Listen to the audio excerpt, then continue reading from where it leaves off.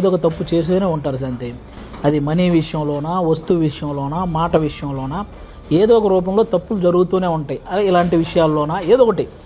అలా అని దొరికిందే కదా ఛాన్స్ అని మనం ఇంకొకరి తప్పుని ఏలెత్తి చూపటము, అబ్బా వీళ్ళకి ఇలాగే జరగాలని ఆనందపడటము, ఇలాంటివి చేయకూడదు.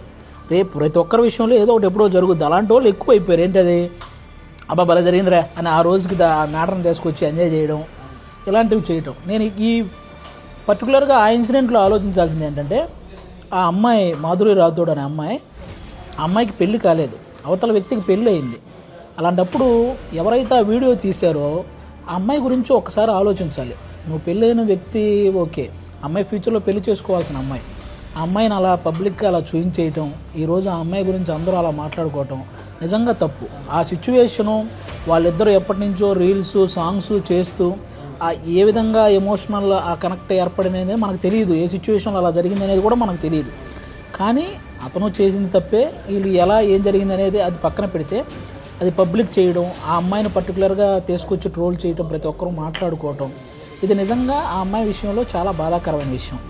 అది ఇప్పటికైనా ఆ అమ్మాయిని ఆ దృష్టిలో పెట్టుకొని అలాంటి ట్రోల్స్ ఆపాలని.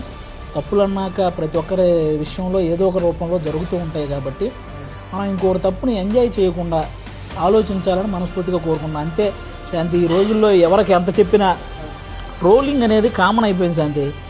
అది తీసుకునే దమ్ము కూడా ఉండాలి. నేను అలాంటి 100 రకాలుగా ట్రోల్ చేసుకొని నేను పడుచుకోను. ఎందుకంటే నాకు వాళ్ళ వల్ల రూపాయి రాదు, రూపాయి పోదు, కాబట్టి నేను వాళ్ళని పడుచుకోను. నా వర్క్, నా టాలెంట్ నేను చేసుకుంటూ వెళ్ళిపోతుంటా. కాబట్టి మన టాలెంట్ మీద మన మీద నమ్మకం ఉన్నప్పుడు ఇలాంటి ట్రోల్స్ని, లేకపోతే పక్కోడి మాటలని, పక్కింటోడి మాటలని ఇవన్నీ పట్టించుకుంటే మనం లైఫ్లో ముందుకెళ్ళలేం.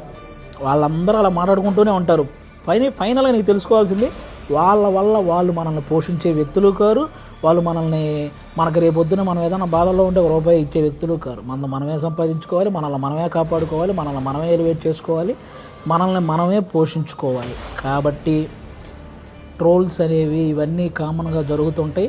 తట్టుకోలేని శక్తి ఉన్నవాళ్ళు అని తెలిసినప్పుడు వాళ్ళ గురించి ట్రోల్స్ ఆపేయండి. తట్టుకోగలిగిన వాళ్ళు ఉన్నప్పుడు సరదాగా ఏదైనా ట్రోల్ చేసుకోండి, నో ప్రాబ్లం. కానీ కొంతమంది తట్టుకోలేని శక్తి ఉంటుంది, వాళ్ళు తట్టుకోలేరు, వాళ్ళ ఇంట్లో వాళ్ళు తట్టుకోలేరు. ఒక్కోసారి కొంతమందికి ట్రోల్స్ వల్ల సూసైడల్ థాట్స్ కూడా వస్తాయి. అలాంటివి చాలా డేంజర్గా మారేవి.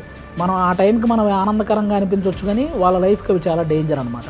కాబట్టి ఇవి ఆలోచించి చేయాలని నేను మనస్ఫూర్తిగా కోరుకుంటున్నాను. నా కోరికని మీరు మన్నించవచ్చు, లేకపోతే ఏదైనా అనుకోవచ్చు, కానీ నా వంతు ప్రయత్నంగా నేను చెప్పే అంతే.